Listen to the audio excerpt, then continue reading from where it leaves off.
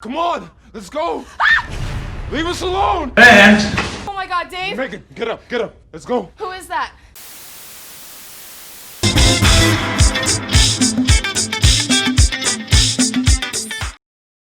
Hi there and welcome back. I have a question for you. You remember Vidcon, right? That special time of year when creators who make more money than they know what to do with get to suck every last penny out of their 8-year-old fans' allowance? Well, unless you're Tana Mojo, then you cut out the middleman and hold your own convention. We all know how that went.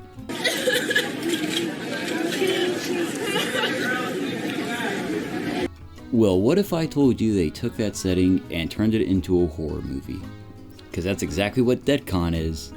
A boring, poorly acted horror film that I often question why it was made. Seriously, this movie has it all. Bad acting. Well, I'll keep an eye out for her, and I'm great at finding people. Even worse writing. I set population, you, who's hot. Overexposure in some scenes, underexposure in others, an unexplained villain, and a confusing plot that makes about as much sense as the crackhead who hangs out in front of your local 7-Eleven. Seriously, after multiple watches, I'm not sure what the monster of this movie is. They describe it as... You don't understand. I think there's some 8-bit demon in here or something, Megan, and he's trying to get us to follow him, but he's trying to kill us. We can go to... But it's also presented as a ghost in a machine, and as a child named Billy who haunts the hotel.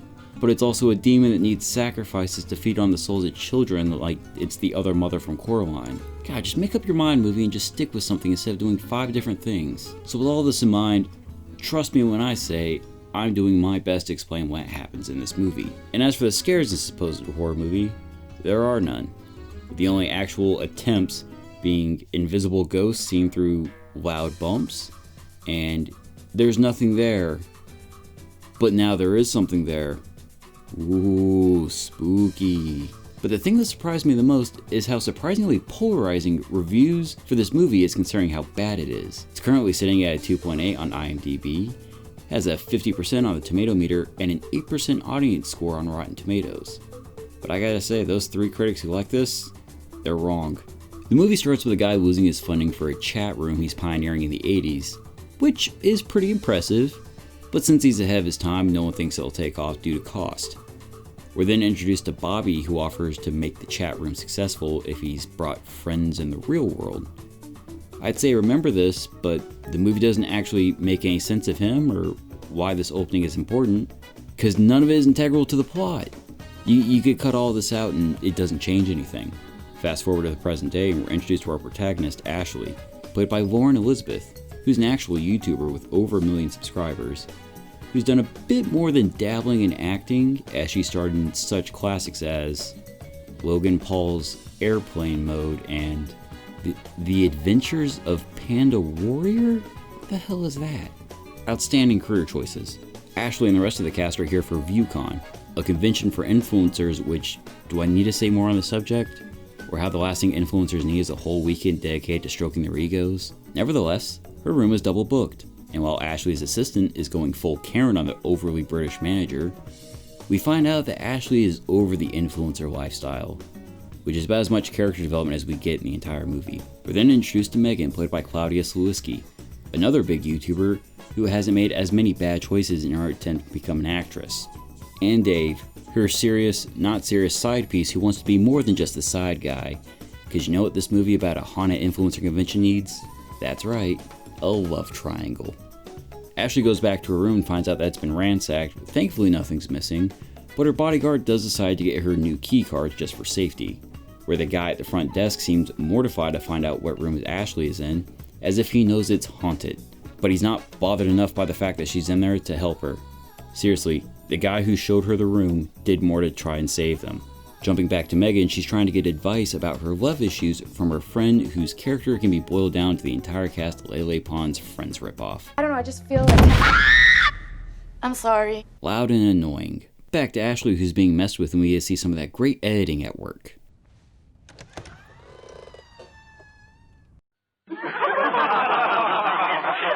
I'm not sure if that was meant to be funny, but it sure came off that way. Ashley has a weird dream and gets possessed, and we see David as a dick who secretly recorded him and Megan hooking up, because that's what you do when you want to show that you're ready for the serious relationship.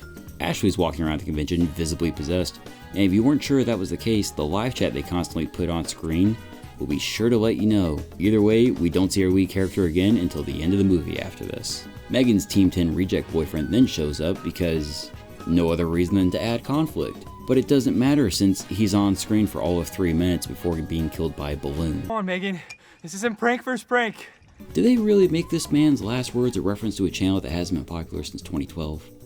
Dave, being the creepy perv that he is, looks back on his tape and notices that the ghost kid haunting the hotel is in the room cuckolding them.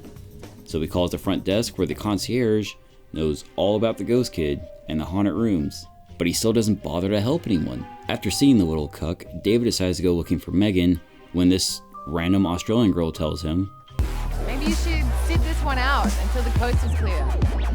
Yeah.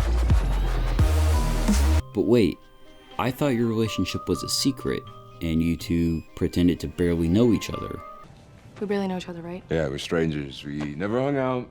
I'll count to 100 after you leave, and then I'll sneak out. So why does this random woman know that you two are seeing each other? Which is it, movie?